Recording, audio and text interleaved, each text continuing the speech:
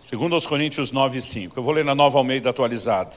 A Escritura diz: portanto, julguei necessário recomendar aos irmãos que me precedessem na visita a vocês e preparassem de antemão a oferta que vocês prometeram, para que esteja pronta como expressão de generosidade e não de avareza. Eu quero tomar esse texto como nosso ponto de partida. Paulo começa dizendo: eu julguei necessário. Eu particularmente gosto da maneira como ele apresenta o assunto. Em algumas outras versões, você vai ler julguei conveniente, importante. Ele diz: julguei necessário fazer o quê? Enviar uma comitiva, que o precedesse, que fosse à frente dele, com uma missão muito clara e específica. Esses irmãos iriam antes de Paulo, a fim de, como ele mesmo diz aqui no versículo 5, preparar de antemão a oferta prometida. O que significa preparar a oferta? Outro dia alguém me perguntou num dos nossos cultos: pastor, por que sempre alguém tem que dar uma pregadinha antes da oferta? Eu falei: nós gostamos sempre de preparar vocês para a oferta. E um dia ele me perguntou: o que é preparar? É avisar que vai rolar? Eu falei: não, todo mundo sabe que vai acontecer. Foi atentar engajamento? Eu falei: não, normalmente as pessoas já estão engajadas. Ele falou: então o que é preparar? Eu abri esse texto de Paulo e falei: olha o que Paulo está dizendo. Enviou gente para preparar. Preparar não era dar notícia. Gente, vai ter uma oferta, estamos avisando para ninguém ser pego de surpresa, porque eles já sabiam. Não era uma tentativa de promover engajamento, compromisso, porque eles já estavam compromissados. Como sabemos que eles tanto já sabiam, como estavam compromissados? Ele diz: preparar de antemão a oferta que vocês prometeram. Se os coríntios tinham prometido, eles tanto sabiam, como já estavam envolvidos. Então, que preparação é essa? Ele termina dizendo: para que ela esteja pronta como expressão de generosidade e não de avareza. Eu quero tomar emprestada essa frase de Paulo, expressão de generosidade, como tema do meu ensino, da mensagem dessa noite. O que significa isso? Significa que nossas ofertas expressam, comunicam, falam algo. Eu gosto de dizer que há uma linguagem por trás das ofertas. As ofertas falam. Hebreus 11:4 diz que a oferta de Abel ainda fala. Falou no dia, continua falando até hoje. Então, normalmente elas comunicam o quê? O que está no coração de alguém. Então, quando ele diz para que esteja pronta como expressão de generosidade e não de avareza, ele está dizendo que uma oferta tanto pode expressar generosidade como avareza. Antigamente, a minha definição de generosidade era disposição de dar. De avareza era indisposição de dar. Mas se a Bíblia está dizendo que ao dar, alguém pode expressar avareza, então a avareza não é indisposição de dar.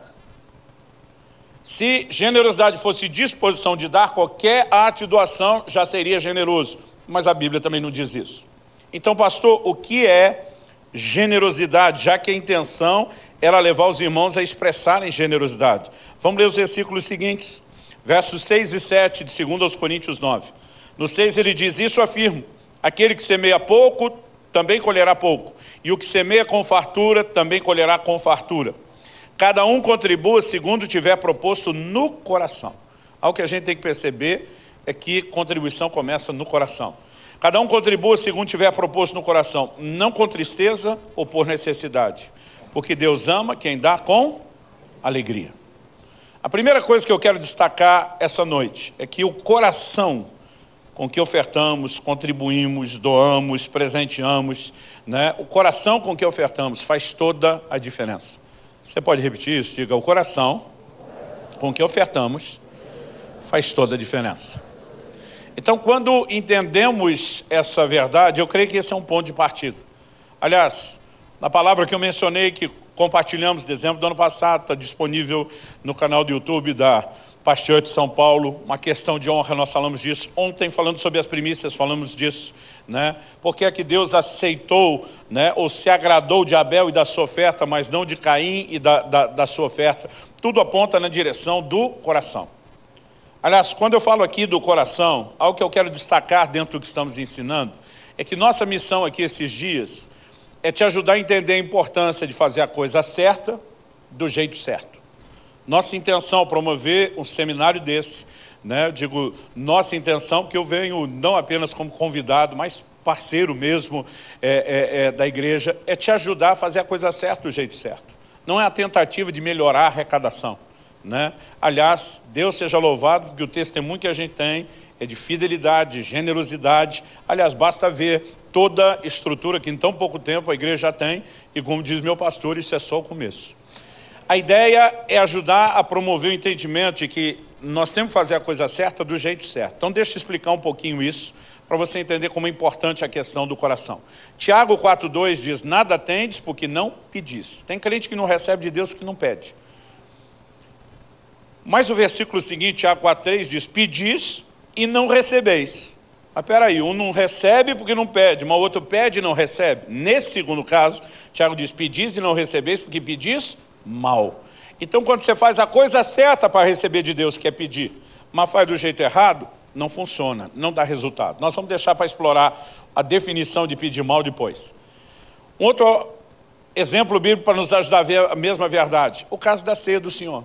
Paulo escreve aos Coríntios, e no capítulo 10, ele vai falar mais sobre a ceia no capítulo 11, mas no capítulo 10, verso 16, ele usa a seguinte expressão, o cálice da bênção que abençoamos.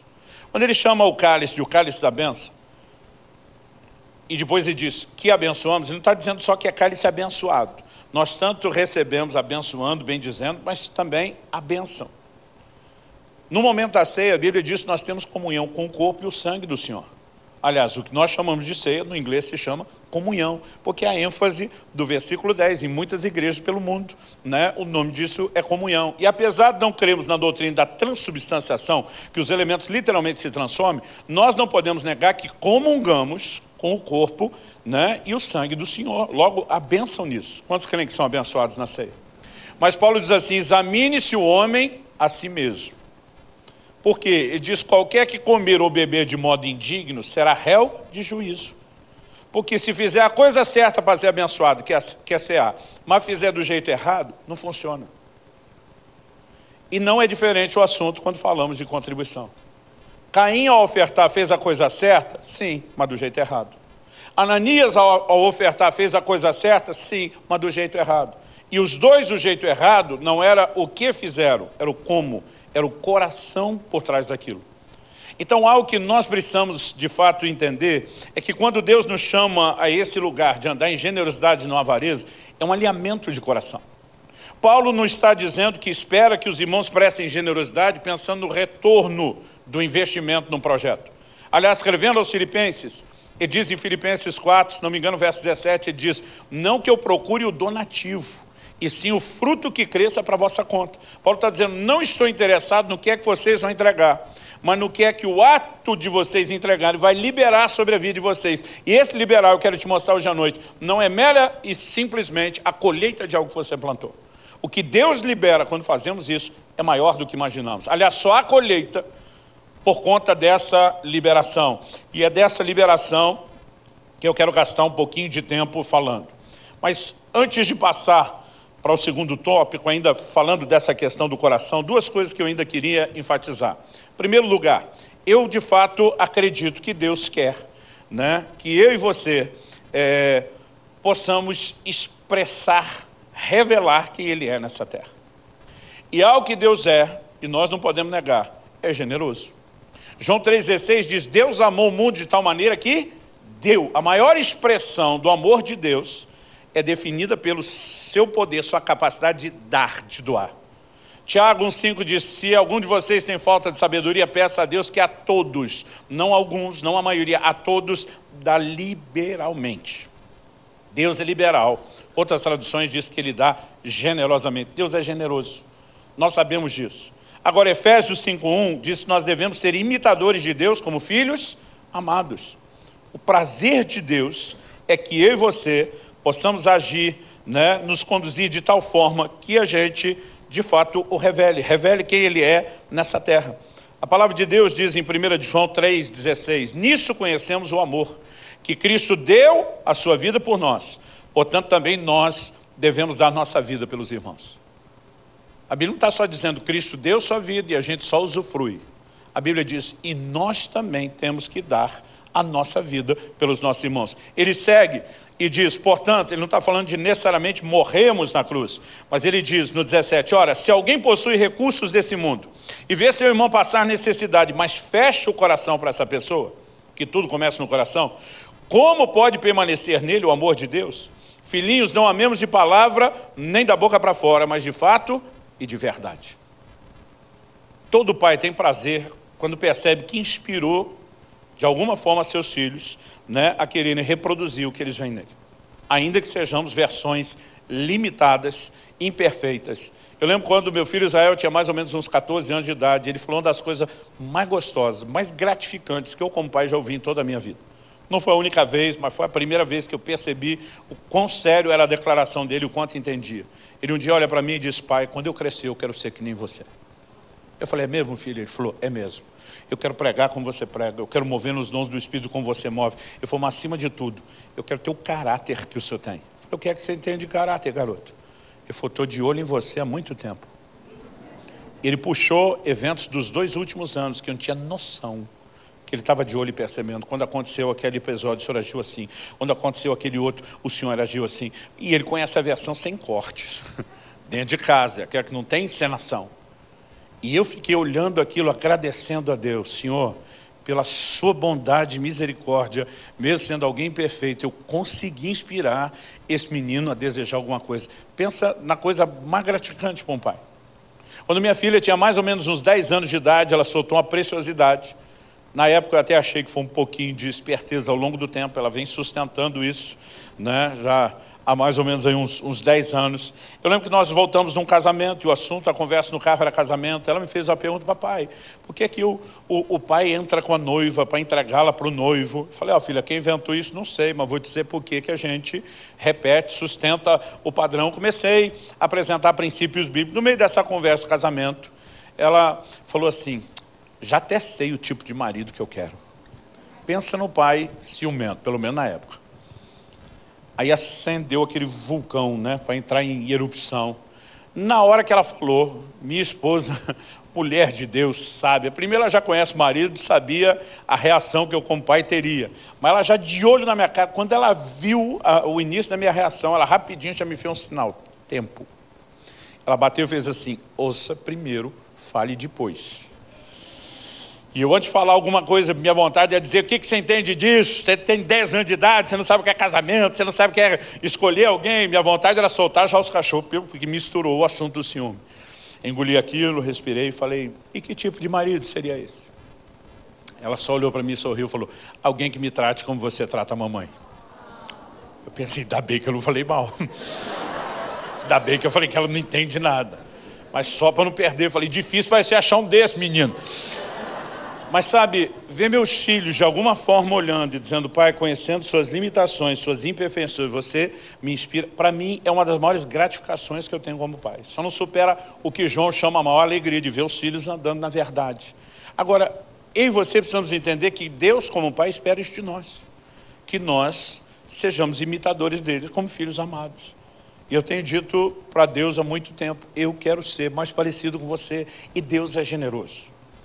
Mas além de entender que é um alinhamento de coração, que é algo que Deus quer ajustar aqui do lado de dentro, até o porquê, porque Ele quer se revelar, eu quero falar um pouquinho do que eu disse que falaria, que é quando Paulo diz, eu não procuro o donativo, e sim o fruto que cresça para a conta de vocês. O que é o fruto que cresce para a conta? Não é apenas porque quem planta colhe, como ele diz no versículo 6. Não é apenas porque existe bênção financeira, material, e não se limita a isso, obviamente, mas também não exclui essa área quando damos. A segunda coisa que eu quero construir com você, olhando as Escrituras, é que a nossa atitude, ela determina a revelação de Deus que nós temos. Você pode repetir isso comigo? Diga, minha atitude determina a revelação de Deus que eu tenho. O que eu quero dizer com isso? Nós precisamos compreender que muito daquilo que Deus vai mostrar para mim e para você a respeito de quem Ele é, está atrelado à atitude que nós temos diante dEle. Então deixa eu dar um exemplo. Eu gosto de dizer que quando criança, eu sou daquele time daquele grupo de pessoas que teve um pai só. Ultimamente eu brinco, isso aqui está mudando, daqui a pouco vai virar testemunho, né? É coisa rara, mas tive um pai só. Mas esse um pai só, às vezes tinha um comportamento tão distinto. Não é que ele sofria de bipolaridade, nada disso. Mas às vezes chegava em casa e encontrava a versão sorridente, contente, feliz de papai. Às vezes chegava em casa e encontrava a versão austera, severa, brava, ou como a gente dizia no interior de São Paulo, onde me criei, braba, né? do papai. Eu, por exemplo, nunca apanhei por tirar nota boa na escola. Se chegasse com um boletim de boas notas, versão sorridente do papai. Mas quando algum vizinho fazia uso do disco e denúncia, para comunicar algum delito leve que eu ou meus irmãos, ou eu e meus irmãos havíamos praticado, aí a gente ia descobrir a versão brava do papai. Porque muitas vezes aquela mudança de comportamento era apenas provocado pelas nossas ações e atitudes. Um dia eu estou andando no corredor da igreja, vejo dois irmãos no que parece ser um embate teológico. Eu sempre confesso para todo mundo, eu gosto de colher as pérolas de sabedoria no meio do povo. Um parecia estar advogando a bondade de Deus, outro a severidade de Deus. Eu estou passando, já andando devagar, querendo pegar o máximo que eu posso daquela conversa. Um deles falou, pastor, já que o senhor está aqui por perto, não pode ajudar a gente? Eu falei, o que é? Ele falou, nós estamos numa discussão, ajuda a gente aqui. Deus é bom ou é severo? Aí eu falei, olha, eu tenho duas respostas para dar. Número 1, ele não é um ou outro, ele é os dois. Me olharam como assim? Falei, Romanos 11:22, fala da bondade de Deus e da severidade de Deus. Não existe um Deus que é só bondoso, não existe um Deus que é só severo. Ele é tanto um quanto o outro. Aí você fala, mas se o senhor já respondeu que ele é os dois na primeira resposta, qual é a segunda que o senhor tem? Eu falei, a segunda é depende. Como assim depende? Eu falei, qual dos dois você vai descobrir que ele é? Depende de você.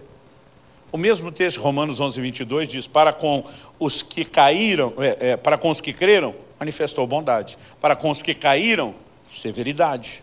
Então, dependendo da sua conduta, você vai ter a revelação de Deus, do mesmo jeito que eu, quando criança, tinha do meu pai em casa. E quando você olha ao longo das Escrituras, eu não quero me estender demais, não quero ser exaustivo, mas eu quero que você me acompanhe no Salmo 18, versos 25 e 26, e eu quero te mostrar mais uma declaração que nos mostra isso, de que a revelação de Deus está condicionada à nossa atitude. Verso 25 e 26 de Salmo 18 dizem, para com quem é fiel, fiel te mostras. A NVI traduziu esse texto, né? Te revelas fiel, porque se mostrar é se revelar. O texto continua e diz, com o íntegro, também íntegro. Com o puro, puro te mostras. E com o perverso, inflexível. Para quem é fiel, Deus se mostra o quê? Fiel. Para quem é íntegro, Deus se mostra íntegro. E para quem é puro, Deus se revela puro. Ele não se revela puro por fiel. Ele não se revela fiel por íntegro. Ele não se revela íntegro por puro. Por fiel, reciprocidade. Ele se revela fiel. Por íntegro, reciprocidade. Ele revela integridade. Para o puro, reciprocidade. Ele revela pureza. Se você segue essa linha de pensamento bíblico, desde a bondade que estamos falando aqui, para com o generoso, Deus vai se revelar o quê? Generoso, reciprocidade. Uma atitude de generosidade te leva a uma revelação da generosidade de Deus. Já vou dar mais base bíblica para isso. Mas o texto não diz que para com o perverso Deus se mostra perverso, porque não há perversidade em Deus. Então para o perverso Deus olha, Deus não fala desse jeito, só meu jeito de falar, e diz, para você é cabeção, não tenho nada para te mostrar. Eu simplesmente sou inflexível, não me inclino e não te mostro nada. Agora, se você segue essa linha de pensamento, para com avarento, Deus não se mostra avarento porque não há avareza em Deus. Mas vai dizer para você, mão de vaca, eu não tenho nada para revelar, inflexível. Então eu quero te mostrar, por meio de dois exemplos bíblicos, que uma atitude de generosidade te leva à revelação da generosidade de Deus, mas que uma atitude de avareza, né, te cega em relação à revelação da generosidade de Deus. E eu quero que você possa levar em conta quem foi o camarada na Bíblia que teve a revelação do Deus de provisão, a ponto de chamá-lo, né, chamar o próprio Deus de Jeová Jireh, o Senhor proverá. Quem foi? Abrão? Pelo menos um, gente. Abrão? Em Gênesis 22. Agora pergunta, o que é que aconteceu com Abraão antes de ter a revelação de que Deus é o Deus de provisão? Ele se dispõe a entregar o que ele tem de melhor a Deus, o seu próprio filho. Porque a revelação da disposição de Deus de dar normalmente é condicionada à sua atitude a respeito do assunto.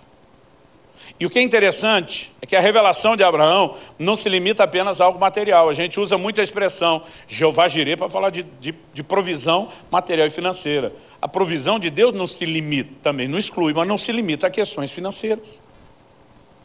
Quando Abraão e seu filho estão indo para o sacrifício, a Bíblia diz que o menino faz uma pergunta, diz: papai, a parada aí que nós estamos indo para resolver não é um sacrifício? O senhor não esqueceu nada não, papai? Como assim, meu filho? O senhor está levando a lenha, o fogo, o cutelo. Cadê o animal do sacrifício? Quem que vai sacrificar não leva o principal. Você imagina alguém entrando no posto falando para o frentista: enche o tanque, mas chegou a pé. O frentista vai dizer: o senhor esqueceu nada não? Tinha que ter uma moto, um carro, uma caminhonete, tinha que ter tanque para encher o tanque. Aí falou: papai, cadê o animal do sacrifício? Abraão responde: Deus proverá para si o animal do sacrifício. Durante muito tempo, para mim, o que Abraão fez foi só despistar o menino. Foi só não explicar quem era o sacrifício. Até porque eu pensava: se eu sou Isaac, e o velhinho fala: o sacrifício é você, então me pega na corrida. Partiu para longe daqui. Mas o que Jesus explica no Evangelho de João é extraordinário. Jesus diz no capítulo 8 do Evangelho de João: Abraão viu o meu dia e se alegrou. Os judeus dizem: você não tem 50 anos, vai dizer que você e Abraão trombaram por aí. Jesus só disse: Abraão viu o meu dia. Quando que Abraão viu o dia? No momento em que ele diz para Isaac: Deus proverá para si o cordeiro. Você conhece a história. Na hora que ele está para sacrificar um menino, o anjo do Senhor brada do céu e diz: não faça isso. Gente, eu fico tentando imaginar a tensão de um pai. Eu sou pai. Sou pai ao quadrado, sou vô. Fico tentando imaginar a tensão. No início do capítulo 22, Deus ainda fala assim para ele: pega o teu filho, teu único filho, o filho é quem ama. Um dia eu falei para Deus: fala sério, precisava lembrar isso tudo. Teu filho, o único filho, o filho que você já é difícil entregar, o Senhor ainda parece estar dificultando. Aí na hora que ele está para descer o cutelo, a voz brada diz: não faça isso. Eu gosto de ler a Bíblia tentando me imaginar lá dentro, se fosse comigo. Eu acho que eu gritaria de volta: se decida, o senhor quer ou não quer o menino. Eu imagino, se eu gritasse isso, a voz gritaria de volta: eu nunca quis o menino. O que eu queria era a sua disposição de dar. Pega o menino de volta e de lambuja eu te dou uma descendência numerosa. Deus nunca quis esvaziar ninguém. Mas Ele precisa nos levar a um lugar de alinhamento do coração. Quem está entendendo? Mas no momento que Abraão tem a revelação, Deus proverá para si o cordeiro. E nesse momento que o Senhor fala, o que diz, ele olha e tem um animal enroscado pelo chifre no arbusto. E normalmente a gente pensa: o Deus proverá para si era só o substituto do Isaac. Quando Jesus diz: Abraão viu o meu dia, Jesus está interpretando isso da seguinte forma: e não discuta a Bíblia com o próprio verbo, ele é que sabe das coisas. Quando ele diz: Abraão viu o meu dia, no momento que Abraão vira para Isaac e diz: Deus proverá para si o cordeiro, ele não só está profetizando na hora H, você escapará da morte por um cordeiro substituto, mas ele está dizendo: um dia, cada um de nós não precisará morrer, porque Deus proveu um cordeiro antes da fundação do mundo, que vai substituir cada um de nós. Agora, gente, quem nessa altura do campeonato, do início da revelação bíblica, entende que Deus tem um plano de mandar um filho? Paulo, no Novo Testamento, com todo conhecimento de toda a lei, que na época de Abraão nem tinha sido escrito, fala que Cristo é um mistério oculto desde os séculos. Como que Abraão entende que Deus tem um filho para dar? Porque no momento que ele se dispõe a dar o seu filho, a atitude de entregar o próprio filho, abre os seus olhos para que ele tenha uma revelação de que Deus um dia entregaria o seu próprio filho. Porque a sua atitude determina a revelação de Deus que você tem. Quando nós aprendemos a andar em generosidade, a maior recompensa não é o resultado. Eu vou falar disso daqui a pouco, porque isso inevitavelmente acompanha a revelação. Mas quando Paulo fala: eu não estou atrás do donativo, e sim do fruto que cresça para conta de vocês, não é meramente a bênção voltando. É o seu entendimento, é a revelação que permite que depois você viva o resultado. Agora, a mesma Bíblia me faz perceber que quando alguém indispõe o coração, escolhe andar em avareza em vez de generosidade, normalmente seus olhos se fecham para a revelação do Deus provedor. E deixa eu te dar um exemplo bíblico disso também. Marcos capítulo 8, vamos começar no versículo 1. Evangelho de Marcos capítulo 8, verso 1. O texto diz assim: naqueles dias, quando outra vez se reuniu grande multidão. Esse outra vez é porque agora o que vai ser relatado é o segundo milagre da multiplicação de pães e peixes. O primeiro você lê em Marcos 5. Aqui em Marcos 8 é a segunda multiplicação. A maior parte das Bíblias tem um subtítulo, um capítulo ali em cima que identifica isso. Naqueles dias, quando outra vez se reuniu grande multidão e não tendo o que comer, Jesus chamou os discípulos e lhes disse: tenho compaixão dessa gente, porque já faz 3 dias que eles estão comigo e não têm o que comer. Se eu os mandar para casa em jejum, Jesus está dizendo: o problema não é agora, não são os 3 dias. Ele diz: é o tempo de viagem que eles ainda têm para casa. Ele diz: desfalecerão pelo caminho. Alguns deles vieram de longe. Quando Jesus fala isso, de novo, vamos tentar ler a Bíblia. Eu gosto de ler dessa forma, colocando lá dentro. Eu imagino que talvez o que Jesus mais esperasse fosse um pouco de empolgação dos discípulos. Que pelo menos um deles dissesse: faz a parada do pão. Aquilo foi insano, mestre. Mas em vez disso, o que é que eles falam? Olha o versículo 4. A resposta deles a Jesus é uma pergunta que eu decidi por mim mesmo eleger uma das perguntas mais estúpidas que você vai encontrar nas Escrituras. O texto diz: mas os discípulos lhe responderam: como poderá alguém saciá-los de pão nesse deserto? Gente, eles estão na frente de Cristo, Deus Emanuel, Deus encarnado, a maior fonte de provisão. Se ele nunca tivesse operado esse milagre, a gente dava um desconto. E dizia: os caras não tinham noção do que podia acontecer. Mas eles já tinham visto, já tinham testemunhado. Mas não só não pediram para Jesus fazer, quando eles olham para Jesus e dizem: de onde poderia alguém, aparentes, incluindo o Senhor, fecha parênteses, fartá-los de pão nesse deserto? É muita cegueira. Agora, qual o motivo da cegueira? Vamos continuar lendo. Versículo 5. Então Jesus perguntou: quantos pães vocês têm? Eles responderam: 7. Isso aqui é uma palavra-chave. Verso 6. Então mandou o povo assentar-se no chão, e pegando os 7 pães, partiu-os após ter dado graças, deu aos seus discípulos, para que esses os distribuíssem, repartindo entre o povo. Tinham também alguns peixinhos, e abençoando-os, mandou que esses igualmente fossem distribuídos. Comeram e se fartaram, e dos pedaços restantes recolheram 7 cestos. Eram cerca de 4.000 homens, então Jesus os despediu. Logo a seguir, tendo entrado no barco juntamente com os seus discípulos, então, Jesus já operou a multiplicação. Agora eles entram no barco. Vamos pular para ganhar tempo. Versículo 14. Eu quero te mostrar agora que não tinham 7 pães nessa história, e sim 8. Versículo 14. Ora, os discípulos se esqueceram de levar pão. E no barco não tinham consigo senão um só. Se eles esqueceram de levar pães, e no barco tem um pão, aquele pão estava lá o tempo todo. Aí quando Jesus pergunta: quantos pães tem? Eu não acho que alguém já estava esperando a resposta de 7.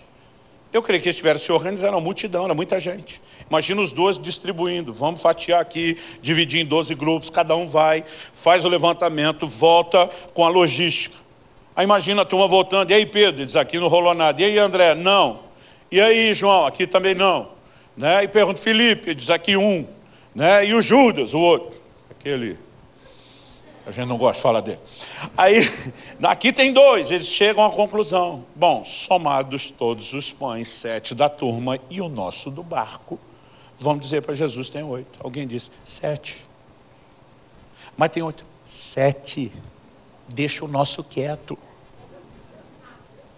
Mas deixa o nosso quieto. Na primeira vez tinha mais gente, e só 5 pães ele resolveu. Agora tem menos gente, 7 pães. Deixa o nosso quieto.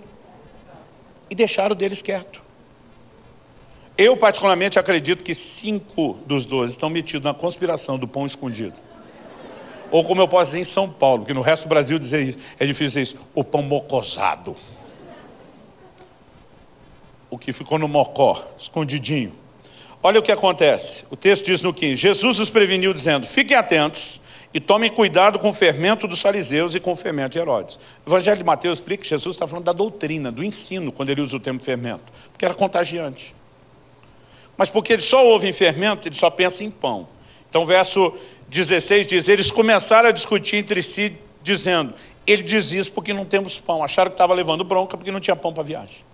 É aqui que Jesus, apesar de toda a sua classe, a sua jesuicidade, Ele dá uma prensa nos discípulos. Olha o verso 17, tenta ver pela conversa se você acha que Jesus está feliz com eles.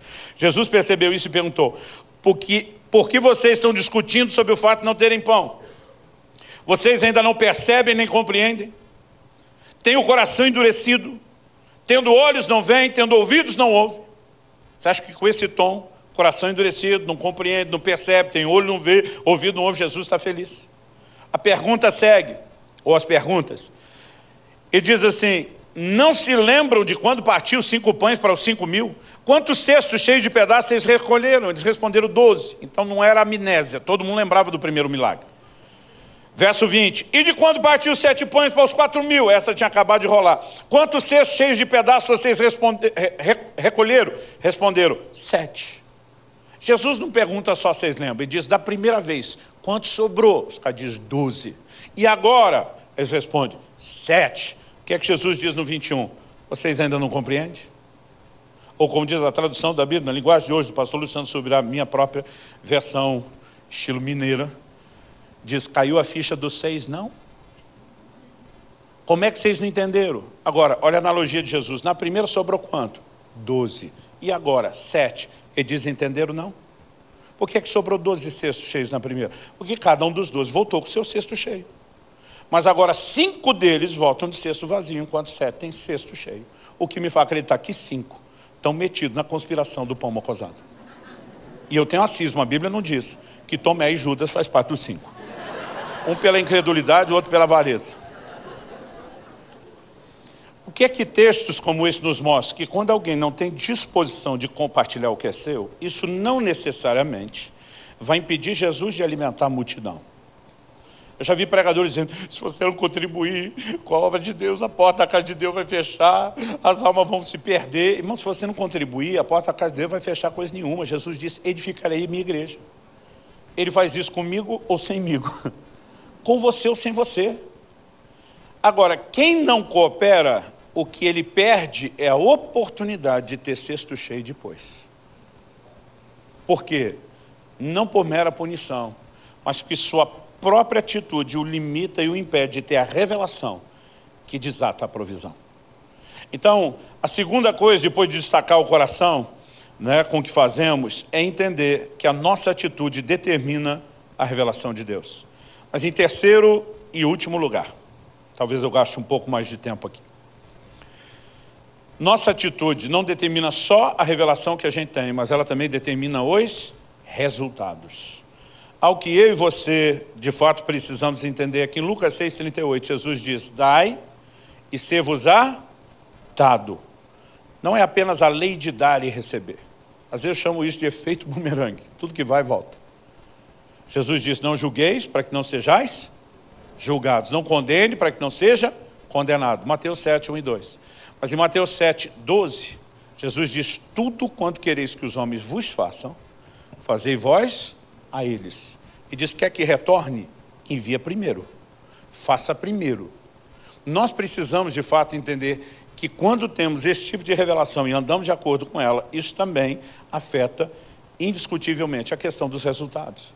Agora, quando Jesus diz: dai e ser-vos-á dado, ele diz: boa medida, recalcada, sacudida, transbordante, de generosamente vos darão. Se tem generosidade na volta, tinha que ter generosidade na ida. Muitas vezes as pessoas acham que é o dar pelo dar, e hoje em dia eu vejo uma mensagem de prosperidade no meio cristão, e não sou contra. Eu creio que é uma mensagem bíblica de prosperidade, mas há um evangelho transgênico, uma distorção também. Porque ela está promovendo o que a Bíblia mais condena, que é a avareza do homem. As pessoas estão sendo empurradas a fazer uma barganha com Deus.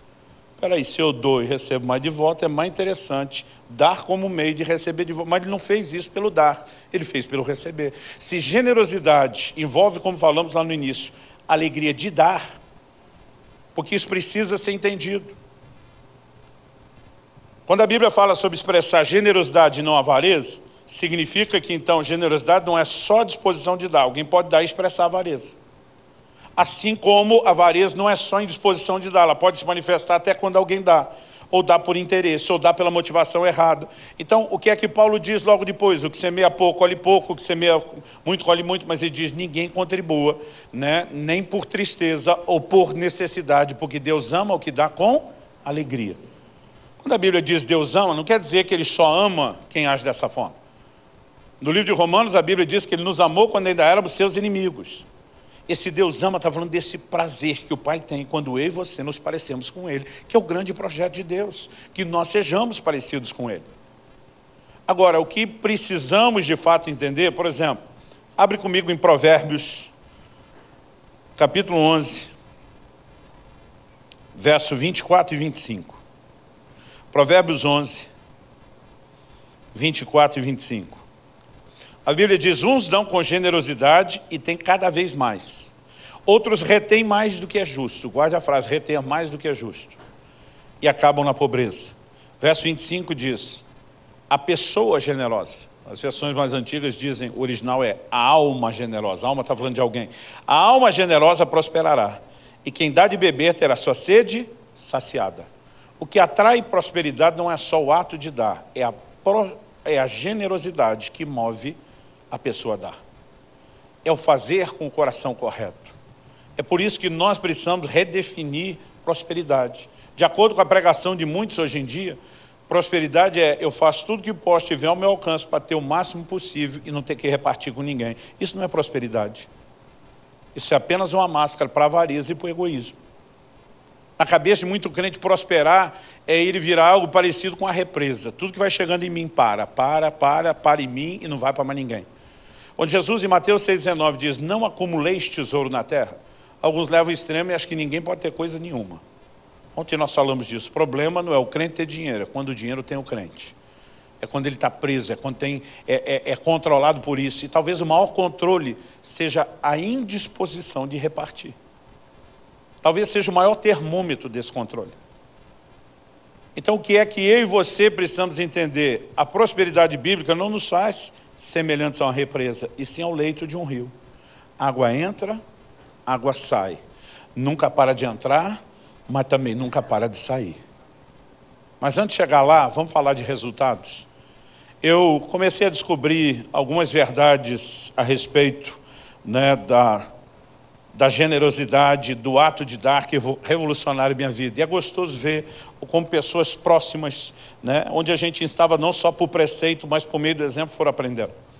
Quando meu filho Israel tinha 5 anos de idade, a gente recém tinha mudado para uma outra cidade do interior do Paraná, depois de 9 anos pastoreando em Guarapuava, fui plantar uma igreja na cidade de Irati, e a gente estava vivendo um momento de um desafio muito grande. Kelly e eu tínhamos vendido tudo que a gente tinha, tudo. Casa, carro, né, tudo para investir naquele projeto. Levamos mais 6 famílias, mas eu não tinha salário e ainda tinha que suprir os outros. Então, nós baixamos o padrão de vida, começando lá em casa e todo mundo. Mas assim, naquele modo que quando já tinha um miojo, a gente já considerava banquete. Todo mundo se dispôs a um alto nível de sacrifício. Vamos promover o reino de Deus. E eu lembro, num domingo específico eu estava fora, que ele me contou a história, né? E logo no início do culto, Israel vai até a Kelly e diz, mãe, me dá o dinheiro da oferta. Porque nós treinamos nossos filhos. Eu quero dar uma palavra aos pais. Eles precisam não apenas ver você fazer, mas você tem que ensiná-los. Né? Ensiná-los não só o comportamento, o coração, o motivo, a razão. Nossos filhos nem andavam, mas já conseguia segurar um envelopinho, a gente levava lá, põe, é ali dentro que você joga. É desse jeito que faz. Né? E o Israel foi lá, era hábito. Mãe, me dá o dinheiro da oferta. Só que alguns dias antes eu tinha dado uma bolsinha para ele, pequenininha. Tinha algumas notas de R$2. Eu já não, a nota de 1 tinha saído de circulação já. E a maioria era moeda. Ele gostou tanto daquilo. Né? Agora eu tenho meu dinheiro. Onde ele ia, levava aquilo. Falava, filho, não fica andando, você pode perder isso. Não, pai, eu vou guardar aqui com muito carinho. E ele o tempo todo. Naquele dia ele estava falando com a Kelly com a bolsinha na mão. E a Kelly teve um discernimento. Ela falou, filho, normalmente papai e mamãe davam dinheiro para você ofertar porque você não tinha o seu próprio. Mas agora que papai já te deu o seu próprio dinheiro e você tem, então você deveria ofertar com o seu próprio. A reação da criança de 5 anos, a lógica é muito simples. Falou, mãe, mas se eu der do meu, eu fico com menos. Ela falou, exatamente, filho. É isso que é a oferta. A gente abre mão de algo que é importante para nós, para alguém, Deus, que é muito mais importante do que a gente, seu reino e sua causa. Ela falou, olha, você não é obrigado a dar, porque a Bíblia não obriga ninguém. Mas se você quiser dar hoje, é do seu dinheiro, mamãe não vai te dar dinheiro. E ela deixou a consciência dele trabalhar. Quando chegou a hora do momento da oferta no culto, que ele estava entre a equipe que estava ministrando o louvor, então ele veio até o lugar da gente recolher as ofertas, ia falar um gasofilácio, mas na época era só uma caixa. De madeira, bonitinha, dá para apelidá-la de gasofilácio, vai. Gasofiláciozinho. E ele pegou, abriu o saquinho na frente daquele, ainda fez assim, ó, é de 2, tá? Não é moeda não. Botou aquilo e saiu. Terminou o culto, aquele falou, filho, eu estou tão feliz com você, que você deu oferta do seu dinheiro. Foi minha primeira oferta. Ela falou, que bom, filho, porque no início você estava preocupado de ficar com menos. Aquela ia falar ainda, interrompeu. Falou, mãe, mas é que eu não sou bobo, não. Ele diz, eu pensei, eu até vou ficar com menos no início. Mas você e o pai sempre falam que Deus abençoa a gente. Falei, então depois eu vou ficar com mais. É muito mais fácil para mim entender isso na cabeça de uma criança de 5 anos do que de um adulto, tentando fazer a negociação. Mas ele falou, mas mesmo que fosse para ficar com menos, eu acho que é o que a senhora falou, Deus merece mesmo, tem que ser honrado. Ele falou, mãe, eu fiz, mas vou dizer para a senhora, como é que Deus abençoa? O dinheiro cai do céu, como que funciona? Eu falei, o que você está perguntando, filho? Ela falou, porque eu falei para Deus, eu te daria do mesmo jeito, mas já que o senhor vai abençoar, eu quero um tênis novo. E aí você vai entender por que eu falei que a gente estava no modo sacrifício, baixo padrão. Aqui ele falou, não acho você que falando isso para mim, né, que eu vou ficar com dó de você e comprar, porque a gente não pode. Falou, não mãe, não tem nada a ver com a senhora, é Deus. Mas como Deus faz? Cai do céu? Ela falou, olha, normalmente, assim como Deus usa a gente, você já viu Deus usar papai e mamãe para abençoar os outros, mas também já viu Deus usar os outros para abençoar a gente. Normalmente Deus gosta de usar pessoas. Ele falou, tá bom. Então vou esperar a hora que ele vai usar alguém para me dar meu tênis. E virou e voltou a brincar. Isso foi no domingo. Na segunda-feira, uma irmã da igreja liga para Kelly. Era uma pessoa que tinha ajudado a cuidar de Israel desde que ele nasceu. Nunca tinha feito nada semelhante. E ela falou assim, Kelly, que número Israel calça? Ela falou, por que você está perguntando isso? E ele ainda tinha dito para Kelly, já até escolhi a cor que eu quero. Aí ela falou, por que você está perguntando isso? Ela falou, tem algo fritando na minha cabeça desde ontem, que eu tenho que comprar um tênis para Israel. Eu falei, pastora, não para de martelar na minha cabeça, eu mal consegui dormir. Esse negócio não me dá mais paz. Me diz o número que esse menino calça, que eu vou dar um. Aquele não falou nada, falou, se for de Deus, vai acertar até a cor. Na sexta-feira ela aparece em casa, naquela atendeu a porta e viu ela já com a sacola, perguntou, é do Israel? Ela disse que sim, ela falou, Israel, visita para você. Eu lembro dos detalhes daquele dando, a embalagem guardada até eu chegar. Eu lembro da cor da embalagem. Do presente. Mas quando Israel entrou e olhou aquele embrulho, falou, já até sei o que é. E a hora que ele abriu a embalagem, tirou, falou, tá vendo, mãe? A cor que eu pedi a Deus. Ele vira para essa irmã Terezinha, o nome dela. Disse assim, Terezinha, você pode até achar que foi você que me deu esse tênis, mas não foi não. Deus te usou. Porque aí ele deu o testemunho dele já, porque no domingo eu dei minha primeira oferta. E como eu sabia que Deus abençoou. Mas sabe, não importa o tipo de testemunho que a gente compartilhe, eu acho que é por isso que Deus fala com a nação de Israel, né? Para colocá-lo à prova. O Senhor diz, me põe à prova nisso, né? Porque quanto mais eu e você vamos vendo resultados, eu acredito que mais o entendimento amplia, mais a fé cresce. E ao longo de uma vida eu tenho visto resultados extraordinários. Não vou falar só sobre dinheiro. O texto de Provérbios 11:25 diz, o que dá a beber terá sua sede saciada, porque se você mata a sede de outros, vão saciar sua sede também. É o princípio bíblico, tudo que vai e volta. Paulo fala aos macedônios sobre a lei de dar e receber. Não a lei de receber para dar depois, você dá primeiro para receber depois. E sabe, é interessante, porque assim, tudo, não há exceção, tudo o que o homem semear, diz a Bíblia, isso também ceifará. Semeia gentileza, colhe gentileza. Então, por exemplo, durante muitos anos, as minhas viagens para pregar, viajei muito de carro. Eu parei nos primeiros anos, nos primeiros carros, parei de contar a quilometragem que eu fazia na estrada viajando pregar, quando chegou em 1 milhão de quilômetros. Todas as vezes que eu via alguém com o carro encostado, parado, eu parava a ajudar. Mesmo situações que a turma diz, pastor, cuidado, principalmente à noite, às vezes é armadilha. Já fiz o favor de passar por um carro, parar num posto, deixar as pessoas em segurança, voltar e dizer, vou atender e socorrer. Mas eu lembro de um dia que eu estava falando na igreja, mas por outro lado, nunca fiquei na estrada sem socorro. E eu falo para a turma, não preciso pedir ninguém, o socorro vem e se oferece para mim. Um dia eu falei isso num domingo, na semana viajei com um irmão da igreja. Estávamos cruzando o interior do Paraná em direção ao Mato Grosso do Sul, meu carro deu uma pane elétrica.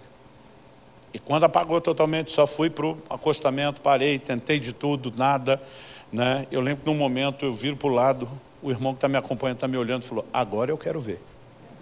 Você quer ver o que, criatura? O que o senhor falou no domingo, que não precisa ir atrás da ajuda, que a ajuda vem atrás de você. Eu falei, seu Tomé, você vai ver, não é porque você merece, é só porque eu preciso de uma testemunha mesmo.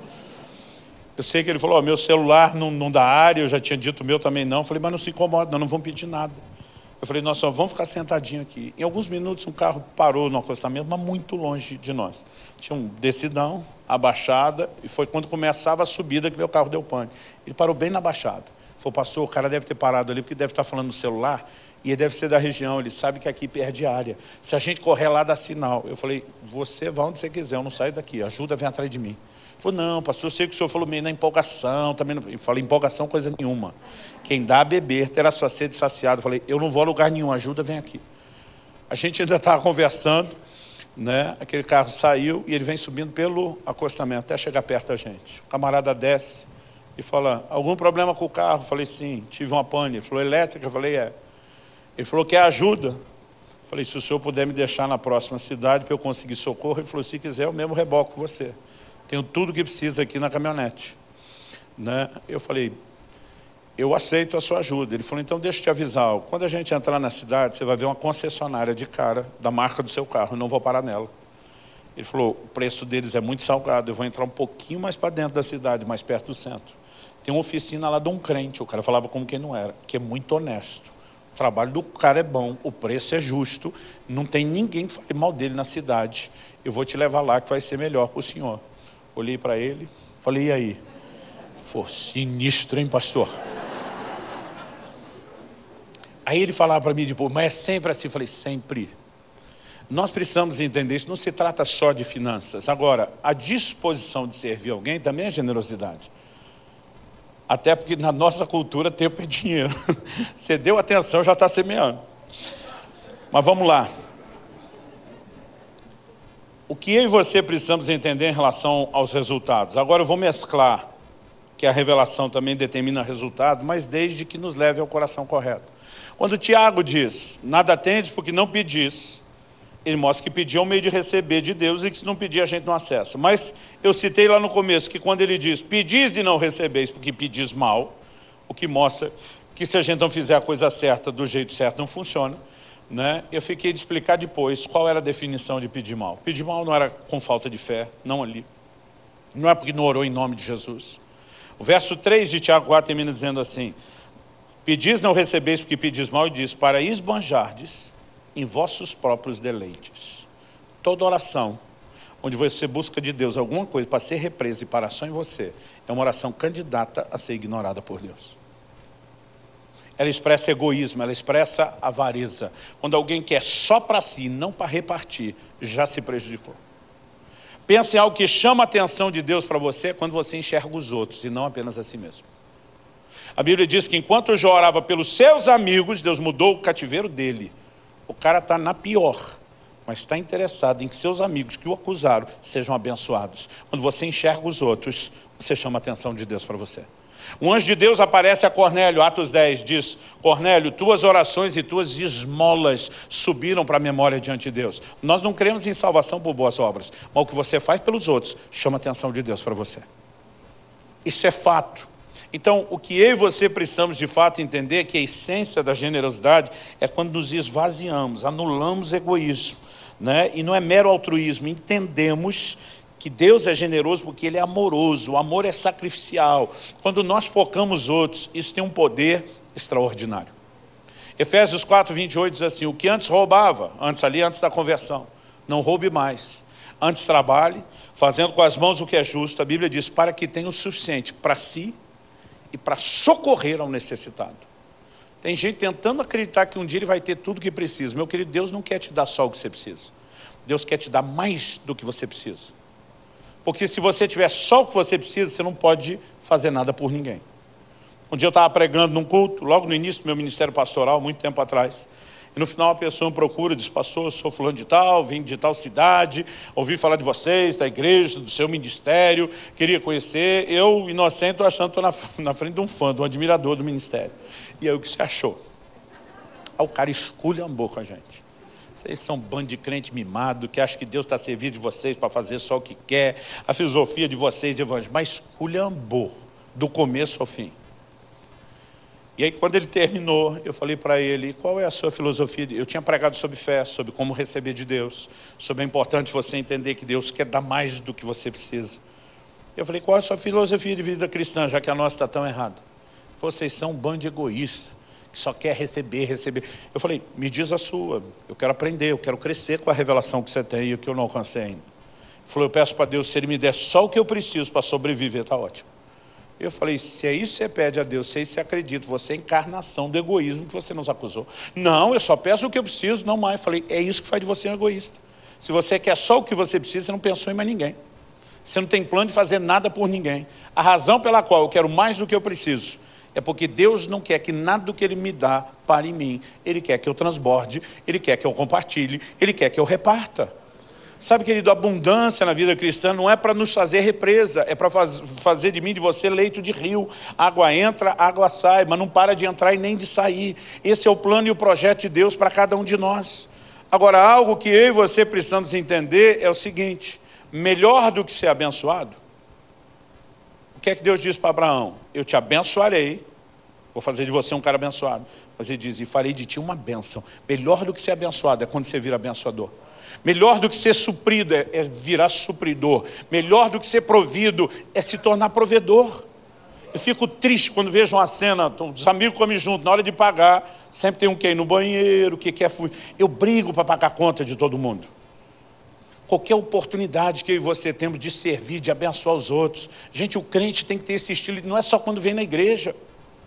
Tem gente que faz tanta coisa para você, malemar, são muito obrigado, o que dizer de uma gorjeta, o que dizer de uma oferta, de um presente, de um reconhecimento. Nós precisamos ter um estilo de vida de generosidade. Isso precisa ser uma marca na vida do crente. E o que eu estou falando não se limita ao culto. Eu faço as loucuras por onde eu ando. Um dia desse eu entrei no aeroporto. Fui no banheiro, tinha um senhor limpando lá o espelho. O Espírito Santo falou comigo: abra a sua carteira, pega tudo que tem e dá para ele. Pior que aquele dia tinha dinheiro na carteira. E não era pouco.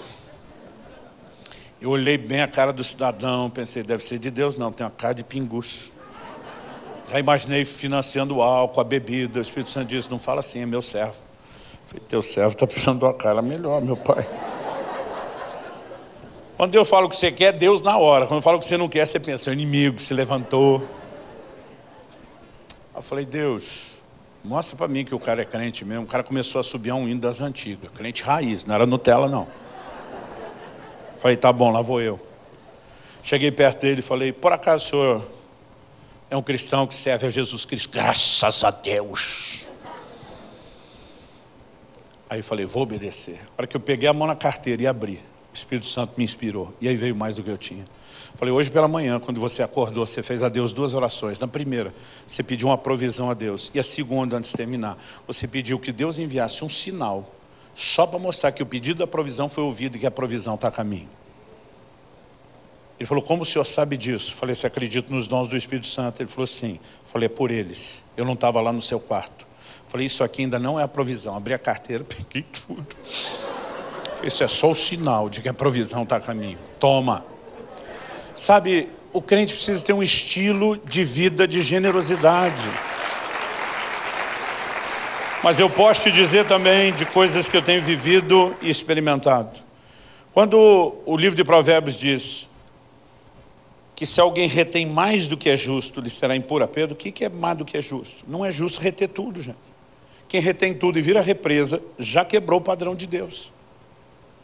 Vamos terminar voltando lá em 2ª carta de Paulo aos Coríntios, que foi o primeiro texto que nós lemos. 2ª carta de Paulo aos Coríntios, capítulo 9. Eu li primeiro o verso 5, sobre preparar a oferta para expressar generosidade. Eu citei depois, já com 2 cursos, já não lembro se li no segundo ou só citei, mas citei que Paulo diz: o que semeia pouco, colhe pouco. O que semeia com fartura, colhe com fartura. No verso 7 ele diz: cada um contribua segundo tiver proposto no coração, não com tristeza ou por necessidade, porque Deus ama o que dá com alegria. Mas agora vamos continuar a partir do 8. Ele diz: Deus pode tornar abundante em vocês toda a graça, a fim de que, tendo sempre, em tudo, ampla suficiência. Você pode repetir isso comigo? Diga: tendo sempre. Todo mundo sabe o que é sempre? Hoje, amanhã, essa semana, a próxima, esse ano, o outro, essa década, a próxima, sempre. Tendo sempre, diga comigo: em tudo. Então não é só financeiro, mas não exclui o financeiro, em tudo. O que é ter sempre em tudo? Ampla suficiência. Agora, qual o propósito de um crente ter ampla suficiência? Ele diz para que, tendo sempre em tudo ampla suficiência, vocês sejam abundantes em toda a boa obra, como está escrito: distribuiu, deu aos pobres, sua justiça permanece para sempre. Verso 10. E Deus, que dá semente ao que semeia e pão para alimento. Vamos fazer uma pausa aqui. Semente é o que? Semeia e pão para alimento. Nem tudo que Deus te dá é pão. Isso significa que você não tem direito de comer tudo que você recebe. Uma parte do que Deus te dá é semente. E semente não é para comer, semente é para plantar. O texto diz: Deus que dá semente ao que semeia e pão para alimento, também suprirá e aumentará as sementes e multiplicará os frutos da justiça de vocês. Gente, o que Deus aumenta não é o pão, é a semente. Tem gente dizendo: eu vou dar para Deus me dar mais, para eu ter mais do que eu tinha antes. Não. O padrão bíblico que serve para todo crente é contentamento. Tem gente que quanto mais prospera, não tem fim esse negócio. Ele vai subindo o padrão em tudo, não tem fim. E a Bíblia nos ensina contentamento. Agora, qual a razão de Deus aumentar? Não é só para que você vire a represa, melhore o padrão em tudo. Deus quer que você transborde. O que Deus quer multiplicar é semente, não pão. Isso precisa mudar a nossa forma de ver e viver. Verso 11. Assim vocês serão enriquecidos em tudo para toda generosidade. Qual o propósito de Deus enriquecer um crente? Ele só sair por aí desfilando: Deus honrou. Olha, pensa num negócio que me aborrece. É uns crentes que quando compra carro novo, bota adesivo: Deus é fiel. Se for com você, finge que não é. Anos atrás me deram um carro, era o carro dos meus sonhos. Os irmãos se uniram, depois de me ver ofertar 2 carros, disseram: pastor, nós nos unimos, queremos te dar um carro. Mas o senhor, se aceitar o carro, está assumindo um compromisso diante de Deus, por pelo menos 1 ano ficar com ele, não pode ofertar. Aí quando eu olhei o carro, irmão, pensa no carro, aleluia. Aí alguém botou lá um adesivo: Deus é fiel. Eu falei: eu aceito, mas arranca esse adesivo. Que isso, pastor? Deus não é fiel? Eu falei: Ele é. Mas Ele é fiel quando eu estou andando a pé, Ele é fiel se eu estiver andando de bicicleta. Fidelidade de Deus tem nada a ver com isso. O dia que eu medi a fidelidade de Deus, só por isso eu apostatei. Arranca esse adesivo daí, porque eu sei o que vocês colocaram.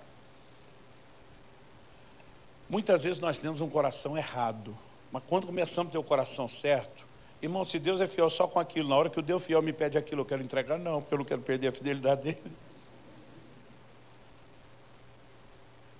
Pastor, eu fiz por ignorância, está absolvido do seu pecado. Não estou jogando pedra em ninguém, mas hoje, com o que eu entendo, eu não consigo fazer isso. Bom, vamos lá.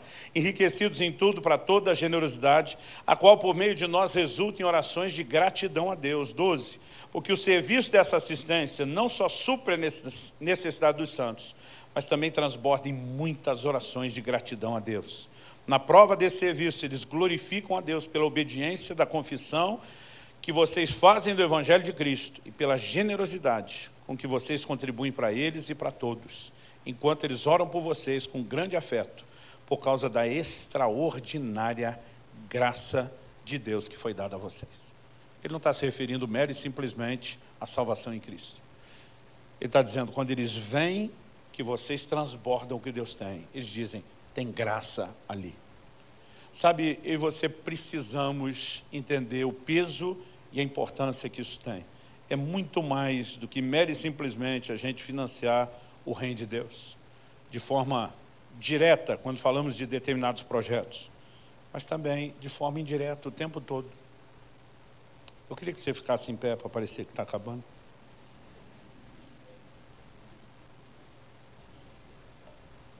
e para ser solidário comigo, que estou em pé o tempo todo.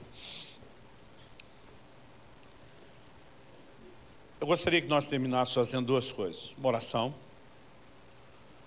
Mas algo que eu sinto toda vez que eu mexo nesse assunto de generosidade é que existe uma chave por trás disso, que é algo mais forte do que a gente imagina.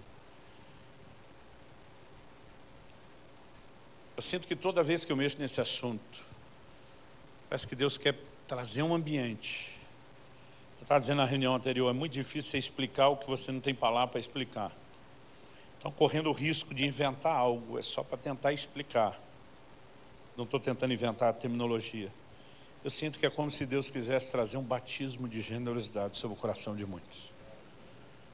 Pastor, eu já vivo isso. Ele quer que você passe de fase.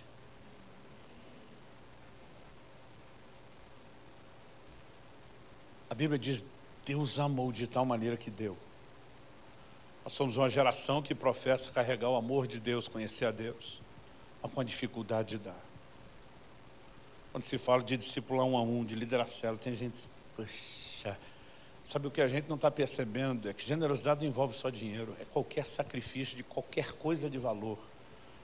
Nós precisamos entender o que é esse coração que Deus quer que a gente tenha e corresponder com ele. Porque quanto mais a gente exerce isso, mais a revelação de Deus amplia. Quanto mais a revelação de Deus amplia, mais resultados, a fé que procede dessa revelação te leva a ter uma bola de neve. Gente, eu vivo coisas doidas que você não tem noção. Eu podia virar aqui à noite, eu podia gastar muitos dias só contando testemunho. Eu de vez em quando compartilho algumas coisas querendo inspirar, mas eu tenho muito receio, porque eu não quero que ninguém ache que tem que imitar o outro. Você tem que escrever a sua história debaixo da direção de Deus, do seu jeito, da sua maneira. Mas duas coisas que nós queremos fazer. Uma, orar e nos expor a esse batismo, me permita chamar assim, de generosidade que Deus quer trazer. E outra, talvez uma forma de selar ou até provocar isso. Eu gostaria que você fizesse algo prático. Se algo prático, não vai ter nenhuma oferta. Eu quero que você decida hoje, no seu coração. E eu gostaria que todo mundo pudesse fazer isso, mesmo você que nos acompanha pela internet. Que você decida abençoar alguém com alguma coisa. Não importa se você vai dar um presente, não precisa ser novo. A pessoa não tem dinheiro, você pode dar alguma coisa que você tem. Faço questão que isso não seja uma oferta para a igreja, porque, como disse Paulo, eu não estou atrás do seu donativo. Eu soube de um ministro uma vez, ministrou num hotel, num evento aqui no Brasil. No final da reunião, ele falou, nós vamos tirar uma oferta, a turma foi se preparando, ele falou, não vai ter coleta em salvo. Todo mundo vai pegar o seu dinheiro, vai jogar no chão. A maioria achou que ia ter um ato profético, era para pisar. Ele falou, a reunião está terminada, pode ir embora e deixar no chão. Ele falou, o dinheiro? Ele falou, feliz de quem vier limpar o salão. Ele falou, eu quero provar para vocês que eu não estou atrás do seu dinheiro, mas eu quero provar para você que funciona. Um amigo que me contou que estava nessa reunião falou, velho, eu dei a única coisa que eu tinha para comer. E foi o primeiro milagre que eu provei aquele dia. Não é o que vai ser feito, é a disposição de fazer. Mas para proteger o interesse da igreja e da liderança, de que não estamos ensinando essas coisas em troca de nada, eu acho que o melhor caminho prático é você decidir abençoar alguém. Pode ser que Deus traga alguém no seu coração, a lembrança de alguém. Pode ser que você simplesmente, escolha fazer isso para alguém. Nós, quando começamos a entender essas verdades, nossa igreja de Curitiba já tem 16 anos, desde o primeiro ano, nós começamos a instituir várias coisas. Uma delas, a gente tem uma grande oferta todo início do ano, que a gente é uma semeadura para o próximo ano. A gente diz, olha, a igreja não vai ficar com nada disso. Você pode entregar aqui, a gente repassa. Ou você pode fazer direto para quem quiser. Mas todo mundo é encorajado a fazer algo especial e que não é para a igreja. A segunda coisa que a gente sempre fez desde o início. A gente encorajava o nosso povo, a gente no início tinha um culto, depois com a multiplicação dos cultos foi ficando difícil fazer isso. A gente chamava do culto do dar. A gente anunciava, preparava, todo mundo tinha que trazer alguma coisa para dar para alguém. Só que a gente dizia, gente, não é culto do receber, é culto do dar. Tinha uns que ficar pensando, Deus vai me enxergar, eu vou ganhar presentes nesse culto. Eu dizia, gente, você não precisa ganhar nada. O culto é do dar, não é do receber. Gente, era uma festa. Meus filhos, no primeiro culto, cada um pegaram um brinquedo e falei, ó, pega coisa boa. Quem semeia cacareco, colhe cacareco. Pega coisa boa. E eu lembro meu filho eufórico me disse, pai, eu dei um brinquedo, eu ganhei 10. Falei, sério, filho, 10? Falei, o que você ganhou? Eu posso ver? Ele falou, pai, o senhor falou que o culto não é do receber, é do dar a Deus 10 de volta. Dei, por exemplo, um monte de piá. Lá a gente chama o garoto de piá, né? No Paraná. Sabe, é gostoso ver as coisas que aconteceram.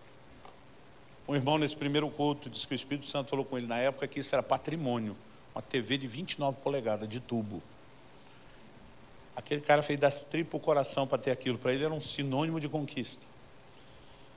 E nesse culto diz que o Espírito Santo falou tanto com ele como com a esposa. Eles foram descobrir quando conversaram que não só tinham que dar a televisão, mas os dois entenderam de Deus quem era o casal. Um casal, não me lembro se estava para casal ou recém-casado, mas era um casal específico da igreja. E quando os dois viram que os dois entenderam a mesma coisa, foram falar com o casal, que choraram que nem criança, porque estavam pedindo a Deus a TV que não tinham condições. E eles foram lá e ofertaram. Algum tempo depois, ele está no supermercado, na hora que vai passar a compra no caixa, a mulher pega e põe 2 pacotinhos de confete, de chocolate. Ele falou, tira que não cabe. Irmão, quando 2 pacotinhos de confete não cabe no orçamento, tenta imaginar como as coisas estão. Ela pegou, pôs de volta e falou, leva, e diz, não cabe. Ela falou, presta atenção. Deus falou comigo igual falou o dia da televisão. Quando eu passei perto desses confetes, Deus disse, pega que tem uma promoção e vocês vão ser beneficiados. Ela falou, eu olhei, tem essa promoção aqui, você só tem que mandar o SMS. Ele falou, amor, não estamos podendo gastar nem o SMS, na época que cobrava. Ela falou, me deu voz de confiança. Ela falou, na televisão Deus falou com nós dois. Ela falou, você que está desligado hoje. Faz isso por mim, deixa de levar comida. Nós não vamos comer, mas nós vamos levar esse MM. Eu falei, você não está dando um golpe só para comer chocolate? Ela falou, dê o MM para quem você quiser, mas nós precisamos dessa embalagem. Mandou. Gente, o que esse MM tentou convencer esse cara que ele foi sorteado, ele achava que era trote e desligava. Um dia a mulher falou, pelo amor de Deus, não desliga. Entra no site tal. Olha, quando falou da promoção que ele lembrou. O que ele ganhou? Uma TV de plasma, na época, de 50 polegadas, tela plana, quando isso era coisa de rico, do rico, do rico. Com 1 ou 2 anos de assinatura do combo completo, de uma TV a cabo assim, mais top. Um surround. A gente ia tudo assistir filme na casa dele depois. Na época a gente malemar tinha o DVD player, ele tinha um gravador de DVD, veio um computador, veio não sei quantos DVD com desenhos para criança, tudo na área do que ele tinha plantado. Gente, a notícia espalhou. Vocês têm noção a loucura que virou os cultos do Dar. O irmão falou para mim, pastor, eu vou dar a sala inteira. Vai ser só TV, sofá, tapete, deu tudo. Nós começamos a viver coisas extraordinárias, mas o gostoso era ver que quem vibrava mais não era quem ganhava, era quem dava. A Bíblia diz, mais bem-aventurada coisa é dar do que receber. Melhor do que ser abençoado é ser abençoador. Algo extraordinário nisso. E sabe, de repente você diz, pastor, estou num momento complicado. Você pode dar um perfume que está lá pela metade. Você pode compartilhar um tênis, um sapato, um calçado usado. Pode dar um bolo de fubá com pedaços de goiabada. Aleluia. Um dia alguém me deu, vale um almoço no sujinho. Falei, está de brincadeira? Falei, não, pastor, é sujinho, mas a comida é boa. A gente vivia cada coisa incrível. E depois, quando foi ficando difícil fazer o culto, falei, se virem, isso é estilo de vida, isso é forma de viver. E é gostoso demais quando você vê essas marcas na vida de um crente. Então, né, talvez Deus traga alguém no seu coração. Eu lembro de um culto, e às vezes você vai ganhar coisa que não é para você. De vez em quando eu recebo umas coisas e eu digo, não é pão, é semente. Falei, obrigado por informar. Um irmão me procura um dia chorando, não conseguia falar. Eu dizia, calma, respira. Chorava, eu pensava, está chorando, deve ser coisa boa. Culto dá, o cara chorando. Aí o cara finalmente tirou, eu estava com a mão meio para trás assim. Eu estava nos Estados Unidos, eu comprei esse Nike, mas calma. O pastor não tem nem aqui no Brasil, eu que o pai queria, Deus mandou dar para você. Eu olhei, achei pequeno, falei, que número é isso aí? Vai a conversão do número americano. Falei, pastor, isso aqui deve ser 39,40. Eu calço 41, filho. O problema é seu, não é meu. Eu falei, Deus, o senhor não me deu um Nike desse bonitão que não tem aqui no Brasil ainda para eu cortar as pontas e andar com o dedo para fora. Falei, é lógico que isso aqui não é pão, é semente. Eu falei, quem é o dono disso? Para quem vai? E eu comecei a passar o olho assim na congregação. Eu não ouvi uma voz, não tive uma visão. Mas teve uma hora que eu botei os olhos no irmão, parece que tinha um monte de seta. É ele, falei, é ele. Dei um sinal, falei, fulano, chama lá. Fiquei com o negócio escondidinho. Falei, que número você calça? Ele falou, 39,40. Falei, é seu. A esposa me contou no dia seguinte, falou, pastor, parecia criança, dormiu de Nike. Orava por aquilo, dizia que tinha coisa que ele ainda não cria, mas para aquilo Deus ia ouvir ele. Eu falei, Deus, por que não deu logo direto pro cara? Uma vez Deus me pediu para ofertar 3 mil reais. Eu já tinha arrancado tudo que eu tinha. Demorou para eu entender que o que Deus queria não era tirar o que eu tinha. Até que chegou o momento, já tinha dado carro, tudo que tinha. Um dia Deus falou, quero que você oferte mais tanto. Eu falei, nem se parcelar em 12. Era a época da Americanas.com, novidade. Eu falei, nem se parcelar em 12 eu consigo. Eu falei, Deus disse, você vai dar em 12 parcelas de tanto. Eu falei, como que eu pago essa parcela? Ele disse, sai do apartamento que você mora no centro da cidade, muda para uma casa num bairro mais distante. Você vai alugar uma casa, portanto, a diferença de aluguel e condomínio, você me paga em 12 vezes que eu estou pedindo, fiz a conta, dá tudo certo. Falei para Deus, mas o senhor sabe que nem no bairro acha uma casa desse preço. Acha, não acha, acha. Não sei de onde a gente tira ideia de discutir com Deus. Chega o domingo na igreja, antes de começar o culto, o irmão falou, pastor, eu estava pensando. Eu falei, não pensa que é perigoso. Né? Eu já estava com medo. Ele falou, o senhor nunca pensou em morar numa casa em vez de num apartamento? E a vontade de dizer, some daqui. Eu falei, não. Ele falou, pastor, eu tenho um quintal, cachorro, churrasqueira. Não. Ele falou, pastor, Deus colocou no meu coração que eu te oferecer uma casa que eu tenho. Para o senhor, ele me mandou alugar, portanto, era o preço. Minha vontade é dizer, miserável, que não ficou em casa assistindo Fantástico, em vez de vir para a igreja. Falei para Deus, tá bom, fui, paguei as 12 parcelas. Estou lá na casa, um dia eu estou orando, o Espírito Santo diz, agora quero que você oferte 3 mil reais.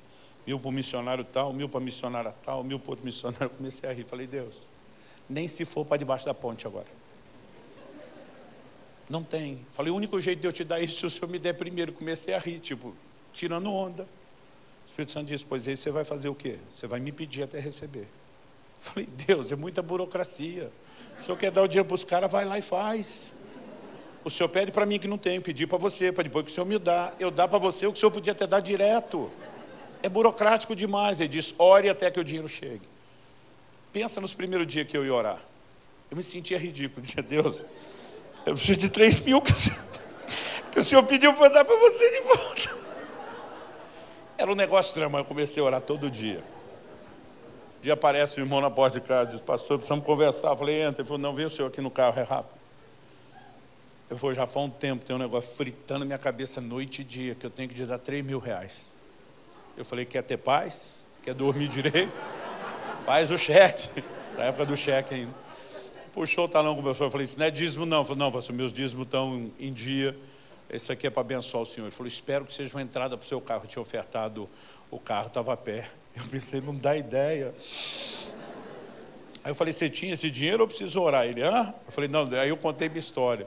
Ele falou, poxa, pastor, eu esperava que era a entrada do seu carro, mas que bom que você está orando, que Deus está nisso. E peguei aquele negócio de distribuir. Eu falei, Deus, fala sério. Não podia ir direto nos caras? Não tem nada a ver com isso.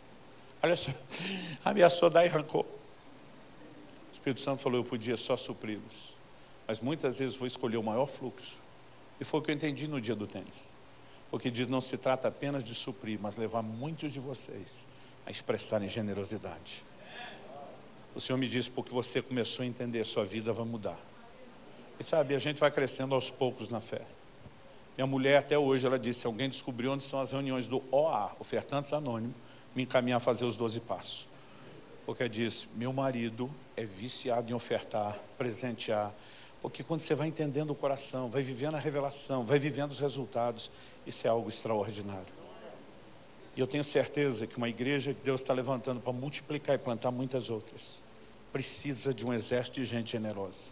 Generosa para repartir o evangelho, generosa para investir do seu tempo nos outros, mas generosa também para abençoar. Sabe o que é pregar o evangelho oferecendo em vez de parecer que a gente está tirando? Um dia eu estou em casa orando, 2 da manhã, não conseguia dormir. Dizia, Deus, eu preciso dormir, amanhã eu tenho que levantar cedo, o Senhor sabe que eu estou cansado, o Senhor que inventou o sono, o descanso, eu não consigo dormir. O Espírito Santo disse, você não pode dormir agora, eu preciso de você. Falei, o que o Senhor quer que eu faça? Ele disse, pega o carro, vá no drive-thru do McDonald's mais próximo. Falei, eu não estou nem com fome, estou precisando emagrecer. Ele disse, pega o carro, vá para lá agora. Eu só fui. 2 da manhã, tinha fila no drive-thru. Entrei na fila, estou ali orando, esperando. Aí chega a hora de escolher. Aí pega um pequeno, pega um médio. Não quero, não preciso. Falei, Deus, por favor, fala comigo, eu vou te obedecer. O Espírito Santo diz, olha bem lá no canto do terreno, do outro lado. Eu dizia, está tudo escuro. Ele diz, firma bem a vista, você vai enxergar. Eu fiquei fixando e de repente parece que eu fui acostumando. No meio da escuridão, vi um vulto. Aquele vulto era uma pessoa fuçando uma lata de lixo atrás de comida. Deus diz, o lanche não é para você, é para ele. Eu peguei o melhor lanche possível, encostei e falei, amigo, o que você está procurando aí? Estou tentando achar alguma coisa para comer. Eu falei, não era melhor comer um lanche quente, decente ali, do que estar procurando na lata do lixo? Ele falou, o senhor acha que se eu pudesse comer lá, eu estava procurando aqui. Eu falei, ô campeão, calma aí, estou brincando. Eu falei que eu trouxe um lanche para você. Ele falou, o quê? Eu falei, eu trouxe um lanche para você. Ele falou, como assim? Eu falei, eu estava em casa e por causa de você, eu não podia dormir. Eu sou um cristão que sirvo a Deus, que te enxergou. Falei, você sabe que está na pior, porque virou as costas para ele, mas ele nunca deixou de te chamar e nem de chamar de volta. Isso aqui é só um lembrete dele, de que está te esperando. E o que tem melhor, o que ele tem para você é o melhor. Você está vivendo na lata do lixo, não é só comida. Essa é a sua vida, o que ele tem para você é isso aqui. Volta para ele, campeão. Entreguei. Sabe, Deus quer que eu e você vivamos de uma forma diferente. E se a gente sintonizar com o coração dele, haverá recursos inesgotáveis para que a gente faça cada vez mais. Quem está entendendo, diga amém.